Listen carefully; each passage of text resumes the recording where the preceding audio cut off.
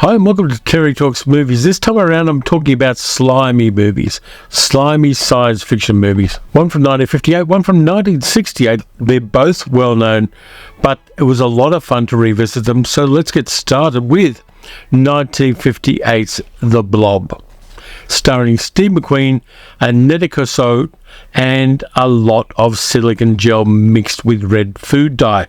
This may be the ultimate drive-in movie. There's no two ways about it. It starts out with a bang.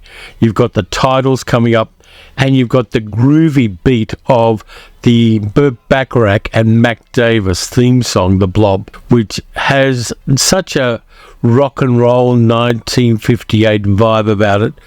You gotta love it. And those wobbly concentric circles coming at the screen while the titles come up just make it work. It lands perfectly as an archetypal drive-in opening. The movie was cheap to make too. It cost $110,000, and even in 1958 that wasn't a lot of money. It ended up making $4 million, which is a nice return on investment. And of course it has had a Criterion edition, which is a big green tick for me. Of course, this is the breakout movie for Steve McQueen.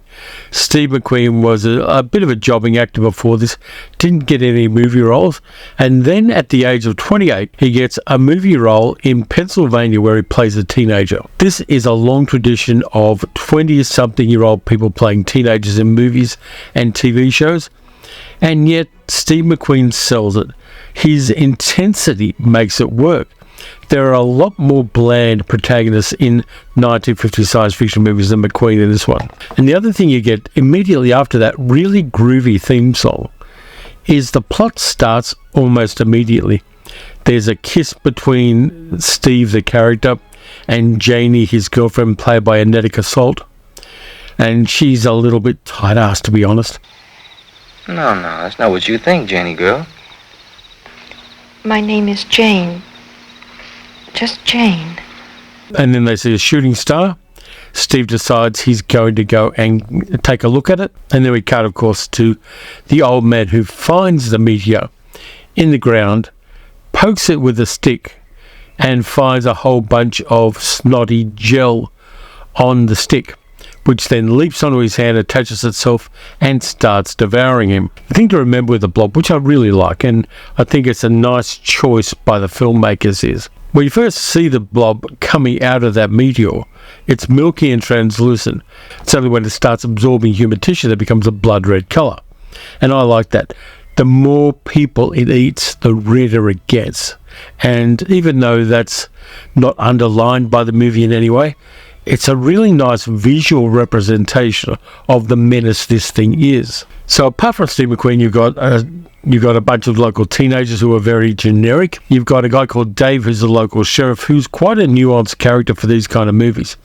He's sympathetic to the kids, and he's a good leader. He makes decisions, he gives orders, he does the right thing all along the line to make this work. You can compare and contrast that to the leadership models you get in the second movie. I'm going to talk about The Green Slide, but I'll do that later. So Steve and Janie take the old man to the local doctor, who's a bit concerned because the guy's hand is covered in this pulsing reddish jizz. He gets his nurse in. Steve is then asked by the doctor to go out and check the site and see what they can find out about it. They, of course, do and find the meteorite. And when they get back to the doctors to report in one of the windows, Steve sees the doctor covered in the ooze, slamming against the window and then falling to the ground. And he's freaked out because, teenage guy, seeing a guy being absorbed by a blob, kind of confronting. So he and Janie then decide they're going to convince the police and the authorities that something deadly is in the town. It then moves to a supermarket where they almost get trapped by it. So you've got that nice sense of escalating threat. And you've also got the barrier of a teenager convincing authorities that something unprecedented but very, very lethal is happening in this little town. One of the nice things is that the parents are called, of course, when the cops encounter Steve and Janie. And Janie's father is all about policing her sexuality and telling Steve off. Whereas Steve's father, even though what Steve is saying is totally absurd and unprecedented in human history, his father says, my son doesn't lie, he is onto something here. And that's very contrary to the kind of narrative and the models of parenthood that you get in a lot of 1950s movies, particularly things like Rebel Without a Cause. The fact that his father believes his son when his son is clearly distressed and is saying something that is totally off the wall absurd helps the narrative, and it helps convince the police that something's going on. Of course, it's Steve who discovers that the blob is sensitive to cold conditions and to freezing, and that ultimately helps the issue. But again, you've got that small town location, which works well to help the budget. The smaller you can keep things in a science fiction movie with a low budget, the better it is for the narrative.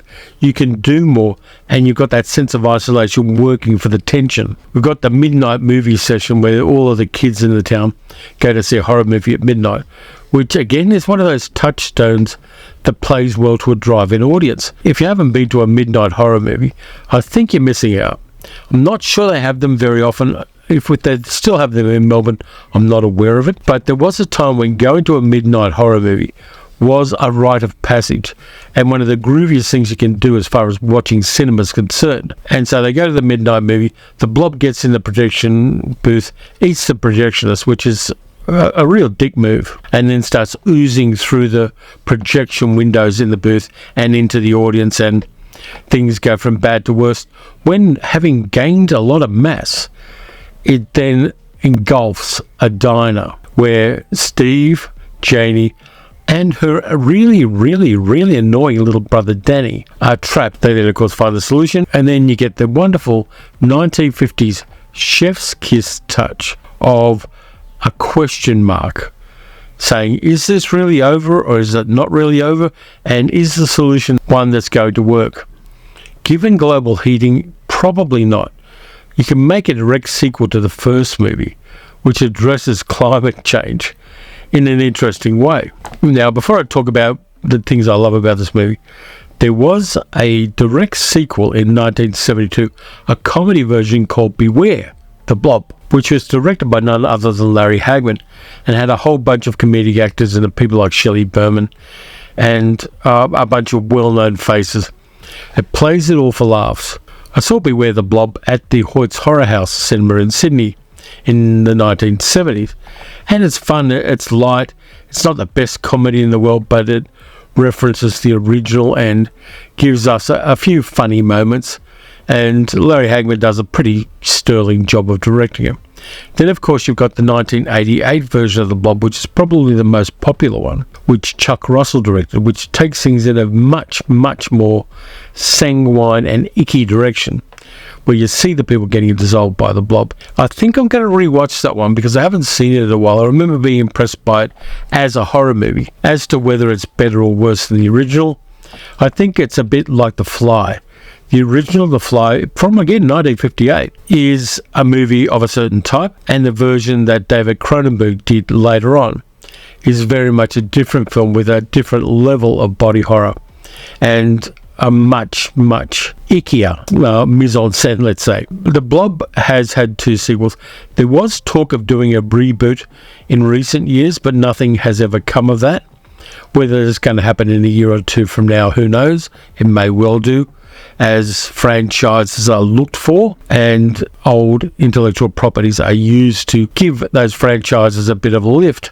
It may well happen, but at this stage it's not. The great things about The Blob: Steve McQueen is giving his best acting here. His intensity and his groundedness makes Steve a believable character. He carries the film in so many ways. And of course, this then led to his gig on Wanted Dead or Alive, and then The Magnificent Seven, and all of those movies that made him a worldwide star come directly from his work on The Blob. Do I look like somebody who's playing a practical joke? Am I laughing? Or am I scared stiff?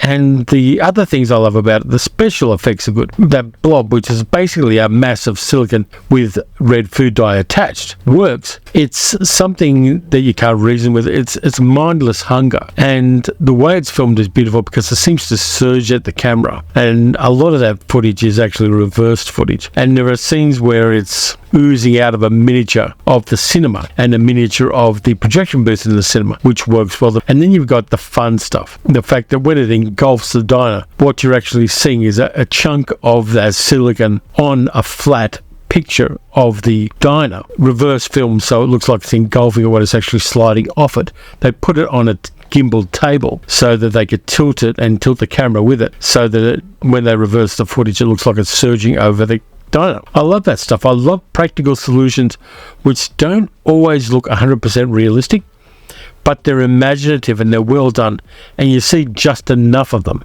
to sell the action you're supposed to be seeing on the screen. It's the same when the old guy picks up the blob on a stick and it engulfs his hand. They've obviously had his hand downwards rather than upwards and filmed it flipped so that it looks like the silicone is leaping up to his hand rather than oozing onto it. And they've obviously speed ramped the camera to make that a lot faster. That stuff works. It's practical. It uses the available resources in a great way. There are also bits which are animated, like when the electric lines are dropped onto the blob when it engulfs the diner. All that stuff just works. It's no way anywhere near as adept as even the 1988 version of the blob. But for 1958, it is as good as you got. The animated bits and the lightning bolts and the electricity and all that stuff, you just accept it because it's part of that way of portraying certain things in cinema. And because it is such a perfect drive-in movie, there's a lot of love for it, and rightly so. It is a lot of fun. It's rewatchable. I watch it every couple of years, and every time I still enjoy the experience, even though I think that little kid Danny is really annoying. Just to finalise on the blob, totally worth it. I've got it in a double DVD set. I don't have a Blu-ray of it. I've got it in a double, that's hard to say. I've got it in a double DVD set with Beware the Blob, and I like having that. I'm not sure, I don't think I've got the Chuck Russell one, but it's not too hard to find around the place. So I will find a copy of that, and I may well review that as a separate film further on the channel at some stage in the future. But the Blob, a lot of fun. Then we zip pan to 1968 and a totally different film, The Green Slime. Like that, I've got a little bit of a glow effect happening there. Let me just get this stuff off my hand now that I've done the gags. Green Slime, 1968. Now, you can argue a couple of things about this there if you want to see it in the bowl. The Green Slime was incredibly popular drive-in movies here in Australia because I think they made it available cheaply. They knew it wasn't the greatest film in the world, and so it was shown in hardtop and drive-in cinemas here a lot.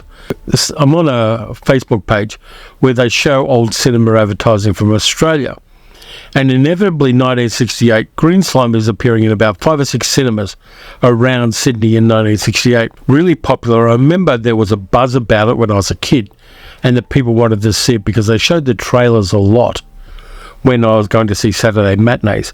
And so everybody wanted to see The Green Slime because rocket ships, laser beams and monsters, that's all we needed to know. That's all we required for a good afternoon's entertainment. Now, like the Blob, The Green Slime starts out with a theme song. In fact, it may well have been directly influenced by the Blob. And the Green Slime song, written by a guy called Charles Fox, who also did the music for a couple of other films I like, Barbarella for a start, and also Puffin' Stuff, which is one of my favourite kids' movies I saw when I was a kid. And also, he did the theme song for Love American Style on TV, which was incredibly popular here for some culturally imperialistic reason. So you start out with that. You start out with the titles coming up all glowing and icky. And then I've got to tell you how this movie came about being made before I get into the plot. MGM cut a deal with an Italian director called Antonio Margheriti, the one who's referenced in Inglourious Basterds, in 1964 to make 4 movies that were going to be television movies but ended up being theatrically released. They were going to be space operas. They were made in Italy because it was fairly cheap to do that. And there were Wild Wild Planet, War of the Planets, War Between the Planets, and Snow Devils. They were all made and they were all released, and they had a kind of cheap aesthetic and weird plot lines that made them quite popular at the time. So 4 years later, they decided they were going to make a semi-sequel to those 4 movies because there was a space station called Gamma 3 in most of those movies, and they were all set quite loosely in the same universe. Actually, they were called the Gamma 1. Sorry, I apologise. They were called the Gamma 1 trilogy. Gamma 3 is what they call the spaceship in The Green Slime, which is a big rotating space station, one of those big sprocketed wheel jobbies. And so MGM decided they wanted to have a kind of demi-sequel to those films. And instead of going to Italy, they decided they were going to go to Japan. And they got Toei Films, which was very good at making tokusatsu movies, special photography films in Japanese. And so they got a director who mostly did Yakuza films, a guy called Kinshi Fukasaku, who made a bunch of good films after The Green Slime. He did the Yakuza movies Battles Without Honor and Humanity. There were 4 of those. He also, at the end of his career, made Battle Royale, one of the great Japanese horror, action, cultural science fiction films. So the movie was shot in Japan with a Japanese crew. They used a couple of American actors, an Italian actress, and a whole bunch of Americans who were semi-professional actors in Japan and amateurs as well. A lot of businessmen got side hustles as small actors in these kinds of movies. You see it all over the kaiju movies of the 1960s. The names they have for the Green Slime are Robert Horton, who did mostly westerns. He was in Wagon Train. He did a TV series in the mid-60s called The Man Called Shenandoah, about an amnesiac guy in the West. Bit of a stiff actor. He was a little bit John Agar-ish. Yeah, he played the hero and had a certain intensity and a rugged masculinity that these kind of roles called for. The female character they've got in this is a doctor called Lisa Benson, who works on a space station, played by Luciana Paluzzi, whose greatest claim to fame was she was the bad Bond girl in Thunderball. Beautiful actress, quite good actress too. She did some good character roles later in her career. So she's in there as the doctor on the space station. And the commander of the space station, a guy called Vince Elliott, is played by Richard Jekyll. Richard Jekyll, I'll talk about him a bit more because I've got a lot to say about him in this movie. So Robert Horton plays Commander Jack Rankin, who is sent to the space station to take over command from Vince when the Earth authorities find that an asteroid called Flora is heading to the Earth in what will be an extinction level event. And so he's tasked with getting a crew together. They go to the asteroid to investigate, and they blow it up so that it doesn't hurt the Earth. The end. Only it's not. They get to the asteroid, and the asteroid seems to have Earth normal gravity for some reason. They have a runabout, and they have a rocket ship, of course. And there are puddles of scummy water all over the asteroid. Science isn't heavy in this science fiction movie. And one of the scientists on the mission to Flora find a blob on the planet, a green slime. And so he decides he's going to put it in a container and take it back for investigation, which is a perfectly legitimate thing to do as a scientist. You find an alien life form, you try to put it in a container that's sealed and safe, and you're going to take it back to a lab where in a controlled way you can investigate what the hell it is. So he takes it back to the spaceship and takes it back to the main camp. And Jack Rankin chucks the shits at him and tells him off and smashes the thing on the ground, saying, "We're not taking that aboard." Jack Rankin is the cause of all the problems in this movie, and he is ostensibly the hero. When he does chuck the container to the ground and it shudders, some of the goo gets on the spacesuit of Dr. Halverson, the doctor who picked up the sample, and it's not detected because of reasons by the decontamination process when they get back to Gamma 1. Now, Flora's been taken care of, everything seems hunky-dory. And so when the sample gets through the contamination process, it starts growing and pulsing and emitting light. And it grows into human-sized, one-eyed, tentacled monsters which can shoot electricity from their tentacles. And it starts reproducing and multiplying and taking over the space station. Now, in the American version of this movie, there's a love triangle between Lisa, Jack, and Vince, which is not in the Japanese version. The Japanese version just goes, ignore the love triangle, we're cutting that part out, it's all going to be action. And that's the way they took it. The Americans had to have this hokey and not terribly believable love triangle where Lisa and Vince are in a relationship, but her old flame Jack comes back to the space station and she still has feels for him, that kind of stuff, which is kind of textbook love triangle 101. So the rest of the film pretty much is people running around the corridors trying to defeat these tentacled monsters which look absurd. They look a little bit like somebody who makes costumes for HR Puff and stuff took too much speed and decided to make a really freaky costume out of it. So it's definitely got that man in a suit vibe, but you've got to lean into it. This movie is a 1968 drive-in kind of movie, and so even though it is absurd and even though it is crazily dumb, you lean into the craziness and just ride the wave. Now, there are a couple of things I don't like about this movie. First off, Robert Horton, dull as shit. Yeah, he hits the plot beats he's supposed to, I suppose, but it gives nothing extra. The other thing I don't like about it is the model work is really crummy. The models and the miniatures are badly lit for a start, and they also don't have detail. There's a thing that people can do when they do model work for movies and television and things, when physical models are used rather than computer-generated ones, where you can brush a bit of dust on them, and they don't look like models as much because there's a little fuzziness, there's a little bit in the distance look. And they don't do it with this one. They're really clean. They look like Airfix kits that have been kludged together, and not too much care has been taken to make them look like they're not models. And that's a bit of a shame, because I think the model work structurally is cool, but there are ways they could have shot it without without busting the budget that might have really improved that. But lesson learned by other people later on, that's not the way you do model work because it looks like model work. Now, secret sauce in this movie. The one thing I really like, and I only noticed it this time I watched it, and I appreciated it and I loved it, is Richard Jekyll is bringing A-game acting to this. His character listens to the other characters. You can see when other people are talking, his character is watching and analysing what they say the way good actors do. And when he is talking, he talks with a believability, to gravitas, that none of the other actors are able to summon. And I like that. He did it again in Day of the Animals.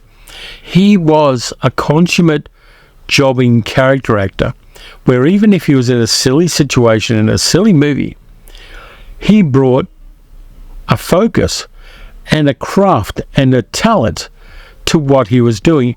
And if you watch the green slime carefully, you can see Richard Jekyll, without drawing attention to himself necessarily, acting rings around everybody else on the screen, including the green slimy monsters. And I love that. I love it when somebody who is just getting paid whatever he's getting paid really puts his craft to work, because that's the kind of person he is, that's the kind of actor he is. Doesn't matter what he's doing, whether it's a shitty movie or not, he brings his craft to play every day. And if you watch the green slime carefully, you will see that with Richard Jekyll.